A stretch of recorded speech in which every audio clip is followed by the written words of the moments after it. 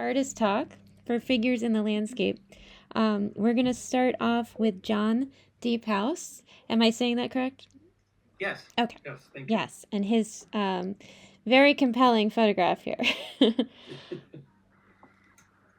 Let me think of where to start. I live in Michigan and grew up right on Lake Michigan,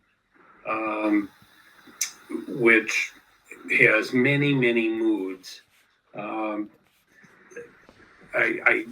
usually make a trip over to the lake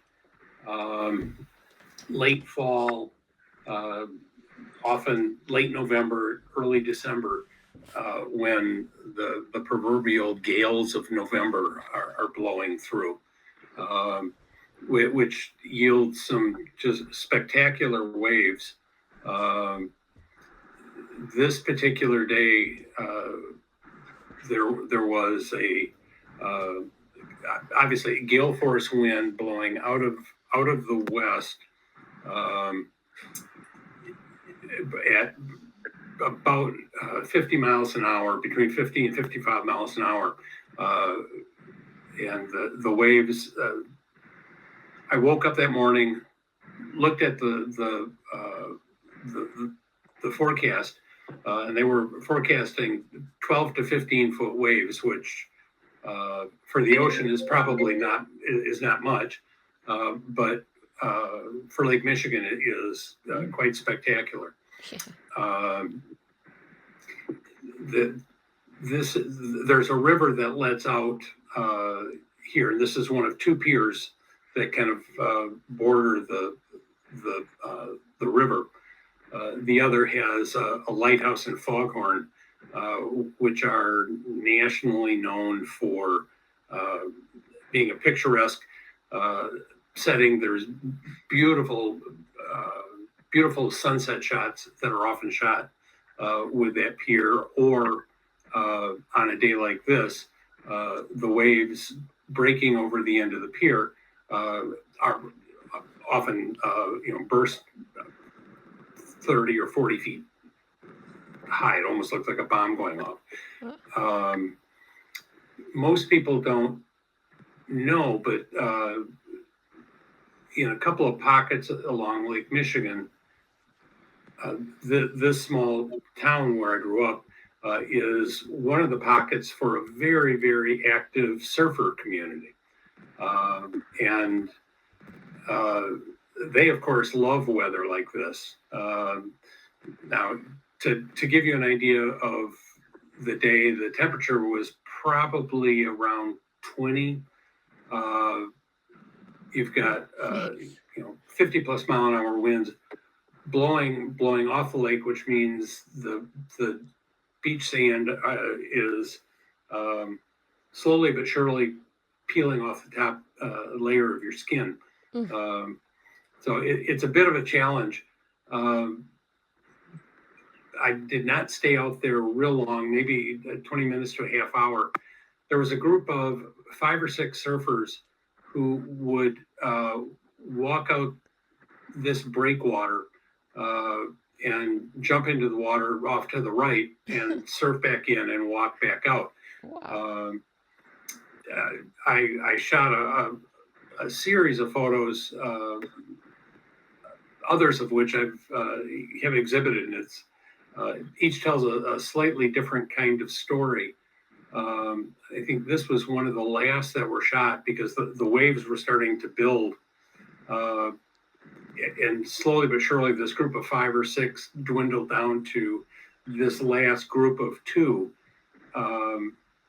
who wandered out, got a bit farther out than this, and the waves started, the wind must have shifted and the waves started breaking over the end of the breakwater.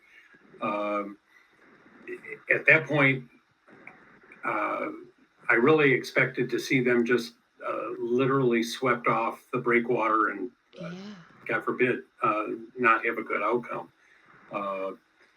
The next couple of shots actually in this series show them standing in the middle of that wave that all but breaks over them, looking like, in fact, they're almost completely engulfed by the wave. I like this shot because it kind of froze a moment of their body language, watching them interact with each other, spoke volumes of, did we really go a step too far? I think we're committed here. It's too late to turn around and run back down the breakwater. We have no choice other than to not turn back and to just kind of ride this out. They somehow managed not to be wiped off the breakwater. Wow. And I think the very last picture in the sequence was them leaping off the breakwater with their boards, getting ready to surf. Wow. They are an incredibly intrepid group, and they're out there as long as there isn't ice on the water. They're out in all seasons. Either surfing or kite surfing. So wow. That's kind of the story. I almost ought to do a video of because there's probably a dozen or so shots from that day that really tell kind of the start to finish story. But more power to them, better them than me. That's incredible. Wow. Thank you for sharing. and impressed that you stayed out there as long as you did too, to photograph that. But we have to suffer for our art. So I figured I've really got the easy job here. I was using a tripod and kind of buried it in the sand so it was stable and kind of leaned into the wind. Had a face covering on, so really it was only my eyes exposed. Otherwise, I think I would still have sand in my teeth. Wow. It's a lot of fun. It just looks so ferocious, that wave. I grew up there and I've seen a lot of storms there. I don't ever recall seeing waves coming in that were that violent looking. Yeah. And they just take that in stride. So to each his own. Right. Yeah. Certain death for some, a good time for others. I was very happy that they provided me with what they did. Did you ever get to show them the photograph? I never did. I have no idea actually who they are. Yeah. Okay. They're in wetsuits. All they have exposed is a little bit of their face. So wow. Yeah. That's incredible. Well, thank you for sharing. Did anyone have questions for John? I was actually just while you were chatting, doing a little Googling. Where's is there your website or like on the Uplum Gallery website? Where's the best place to see a bunch of your work? Because there's all these like different places that I was seeing on Google. Oh, I have an Instagram account. That's under JH Deep House. I think I tagged him in the most recent post too. If you look in the comments. On Uplum Gallery. JH. Well, thank you, John. Oh, my pleasure. Thank you. Yeah, thanks. All really right. Cool. I'm gonna pause. We have Julie. How do you say your last name? Holcomb. Holcomb. Yes. Julie Holcomb, and this is a beautiful collage mixed media piece. I did enlarge it for VR, so feel free to get right up to see this beautiful detail. But I'll let you take it away, Julie. Perfect. Well, I actually am also a photographer, But a couple years ago during COVID, because all of my photography entails traveling, I'm one of those people like photograph anywhere but here. I grew up on the East Coast in Portsmouth. But yeah, so during COVID, I just started taking the modern art books and cutting out all the female nudes from these. Women are in textbooks from art historical references, but not as artists, as models or muses. And so I just started because I had this bigger idea of, and that's not here, but it's a bigger collage that was really what I was making. I was obsessively cutting out all the nudes from these modern art history books and putting them in a new scene. And what ended up happening as I was taking the discarded remnants, I was throwing them on the floor, and one of those like Duchampian moments happened, that artistic accident. Yes. And I was like, whoa, that looks cool. So, and this wasn't the first piece that happened to. It was on another piece, but so it kind of took off from there. And so this one is actually the original. Sorry, you'll hear my cats are here in the gallery with us too. That's okay.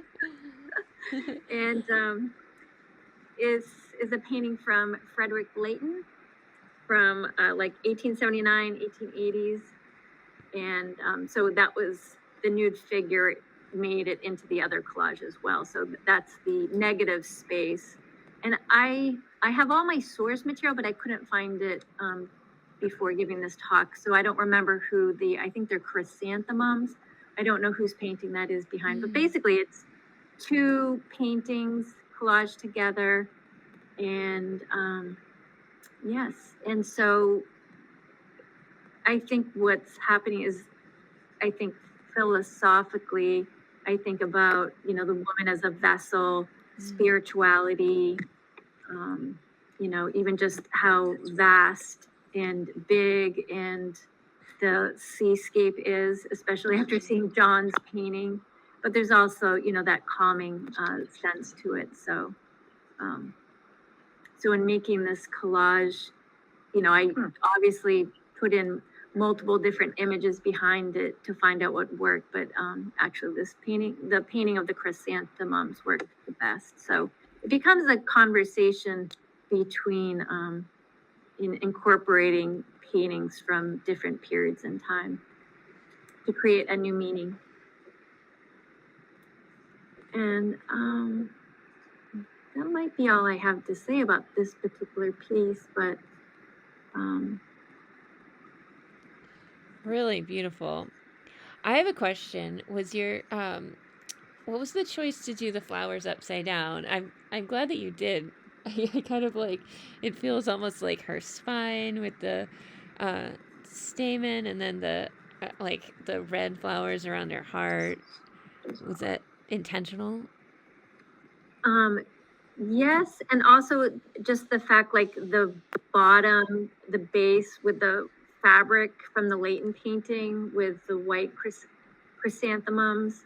I thought that color palette was pretty similar to, and trying to exaggerate that idea of the fabric. What's the body? What's not the body? Yes. It works really well. Thank you, Julie. Does anyone have questions?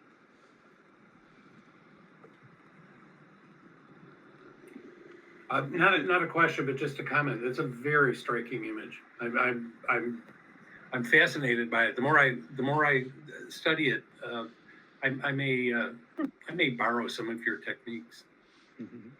Absolutely. I have borrowed from many artists. I think too, like the idea of collage, like being able to appropriate other material and make new meaning out of it. Yep.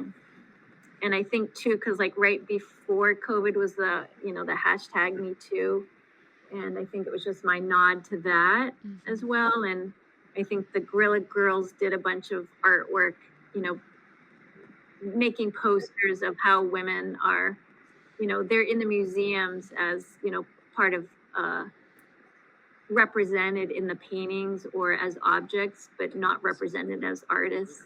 So, so I think in a way it's also to turn off Bluetooth. honor female artists, but also I have to say even the beauty in these artists' work too. It's not to I think say anything negative about it, because they're actually beautiful paintings, and I think they are they represent the human form in a beautiful way too. So Yeah, it doesn't come off as like a slight towards that, but it definitely does make you think. And especially, I totally agree with you when you flip through the art history books. There are so many female models, but not enough female artists. mhm. Really nice. Well, thank you so much, Julie. You're welcome. Thanks for having me and Yeah. us. Yeah. All right. We've got Diane Bronstein here, and this is her beautiful piece, and I enlarged it for this experience, but it's very small in real life and really intimate. So take it away, Diane.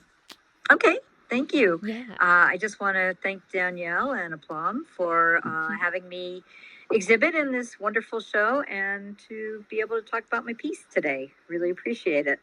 Absolutely. I'm sorry, what? I said absolutely. Oh, sorry. Yeah, good. I don't know why I keep getting spam. Anyway. That's okay.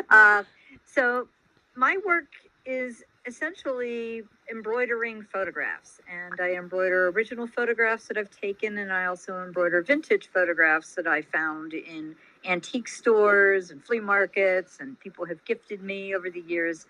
And what I do is I work with black and white images, and then I embroider in full color, kind of nature gone out of control. A lot of my work is actually city scenes, street scenes, and they're usually much bigger pieces. I tend to work about 2 feet by 1 foot plus. So, it's a whole city milieu, it's a lot of buildings and streetlights and whatnot. So this piece is a bit of a departure for me. The title is Little House 1, and it's actually the first in a series that I've just started. I have a number of very small snapshots, vintage snapshots, and they're really too small to work into my bigger scenes. Even if I scan them, a lot of times they don't scan to the size that I would need them to be. And a lot of them are people in front of houses or in front of cars, and they're not really what I want to use for my city scenes. So this piece, as Danielle said, it's very small. It's 8 by 8, and the actual photograph is probably about the size of a business card. It's very small, and I think it might even be from a Brownie camera from maybe the 40s or early 50s. It's just this kind of unknown shot of mostly a house and a large tree in front of it. And I started working on the tree, and then I moved on to creating the area around the house itself and in front, and then putting the sky in. And it wasn't until I was probably 3/4 of the way done that I realized it was actually a figure in the photograph. Wow. So, yeah, it really did emerge. And in actuality, I think the figure is less than an inch tall in the actual photograph. And because I hadn't, scanned this or anything, I had no idea that there actually was a figure. It's a woman, and she's standing in front of a dark doorway that I assumed originally was just a door. But yesterday I went onto my JPEG and blew it up in Photoshop, and she's actually standing in the front of a porch. So that's the entrance to the porch itself. But the photograph is a lot of medium and dark grays. So she is really very small. She's kind of emerging from this darkened portal. And the only thing that really gives away that there's anyone in the photo is that her head, neck, and arms are showing. You can't even see her legs. She's behind a shrub that actually was on a street corner, but I embroidered over that. So she's really not the subject of the photograph. I don't know what her relationship is to her environment. I don't know if this is her house or if this is a historic house or a tourist attraction. There's no clues to give you anything about what her relationship is to this actual environment, other than she's just there. I find it really fascinating because I do work, like I said, I do work a lot of city scenes, and I do end up with people strolling through my photographs when I take them. And some of the vintage photos, have people in them too. And I really enjoy that they're in this reality. And my goal mostly with my series of art in the cities is to kind of create these realistic but kind of off-kilter worlds where people are just kind of strolling through, but nature is kind of bursting out at the seams. There's trees growing up through roads, and there's vines climbing skyscrapers, but these people seem totally unaffected by it. And I think that reflects a lot on the human nature and how we like to avoid things that we don't want to think about, and in particular, climate change. So by adding these very lush, very dense environments to what we normally would just probably walk by and not really even notice, I really like to make that point.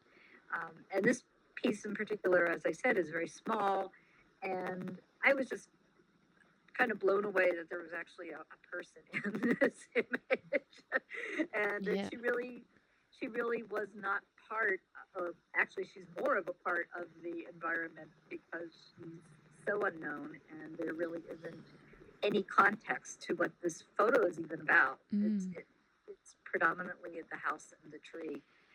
It's almost like a real estate listing. And go ahead. I was going to say, I wonder too what her relationship is to the photographer, if any. Yeah, and because the shot is so far, somebody must have been standing on another street corner or, pretty far away to get that photograph. There really isn't anything to identify her. Even when I blew it up in Photoshop, pretty large, her features are very blurred, and you really can't make out that it's anyone in particular. You can kind of see that it's a woman, but there really isn't a whole lot that's giving anything out about her identity. I believe this photo actually came from a batch that a college classmate of mine sent me about 2 years ago. She was cleaning out her mother's house, and she found a whole box of photographs, and she sent them to me saying, I don't know any of these people, so I don't want these. Wow. So even she couldn't even fill in who this woman was or why this house is where it is in the photo and all that. So I find it really interesting that there are images that people take, and we will never know the story behind them. Yeah. Well, thank you so much, Diane. Did anyone have questions? Sure. Comments? Would you say the aha moment is when you see a photograph that makes you know that you want to work with it? Well, with my city scenes, I actually collage many images together. So I might have a street corner from Dallas, and it's butting up against a building from New Orleans. And, so when I'm doing my collages, I look for something that kind of ties them together. It might be the color range of the black and white. It might be that there are curves that match, that kind of match up, or there's a predominant wall or something that I can kind of build from that. And when I'm using vintage photos, I do the same thing. I do look for things that I find are interesting. Like I said, this particular photograph was intriguing to me because it really was just a photo of a house and a tree. And it wasn't, you know, something that most people would take a picture of unless they had a real connection to it. But we have no idea what that connection is on any level. Might be a ghost. It might be a ghost. We don't know. That's true. I really appreciate how three-dimensional, because like photography is just so flat, and I really feel like you bring this to life. And when do you know how to stop with the border, the parameter of the edge of the image? And it's nice that you're breaking out of that rectangle of the photograph too. Yes, that was one of my first realities, was working with photos. I really love playing off of their shadows that they already have or their highlights. I like imagining what the world is beyond the white border of photographs. So I really, like I said, you know, when I collage larger pieces together, I look for a lot of juxtaposition of, you know, where these pieces should in reality work and where they might not. And actually this piece has some dimension to it, but I have pieces that go up to 1.5 inches thick. I have trees that are kind of pop out of the photograph, and I really love doing that. And I also like that the photos are black and white, and that the only color is the color of the natural world. So are you sewing into the original photo? Yes, I do. I sew into this one in particular is a very old photo. It's, like I said, it's probably from the 40s. It was in good shape. Some of the photos that I get, you know, the emulsion's cracked or they faded a bit. And if that's the case, if I want to use it, I will scan it, and then I just print it out on, you know, regular paper. But I do like to use matte paper. I look for photographs that aren't super shiny because, you know, just kind of doesn't work as well. Plus the emulsion tends to be more brittle on shiny, glossy photo paper. But when I have small snapshots like this, I try to work with whatever I have. And I really do enjoy embroidering right onto the paper. Yeah, it's really, you can really tell in person how careful you've had to be. Oh my God. To go right in there. I'm terrified doing that. Yeah. I know. Well, that takes courage. It really a little does, bit. yeah. Actually, it's really funny. About 10 years ago, I was creating hand-sewn lingerie from newsprint figure drawings that I had made. So, I showed those in a number of places, and I curated an exhibit that went around to 5 venues around the country of women who work with lingerie in their artwork. And I got really comfortable poking needles through paper.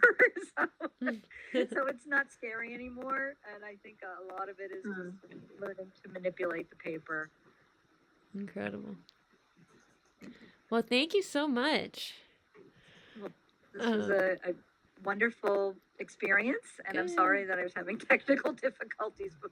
Don't worry at all. We're so happy you got in here, and I'm happy that all of you were able to speak today. And if you're able to join again tomorrow and the next morning, 10 to 11, we'll have other artists talking from the show. And a reminder, too, that we actually have 2 rooms here. So before you jump off, feel free to take a look around this room. And if you walk through the door that is right next to the gallery name and statement, there's even more work. So it's a cool way to see the show, especially if you're not physically nearby, which I know John and Diane are not. So yeah. Thank you, guys. Thank you. Yeah. Thank you. This was really great experience.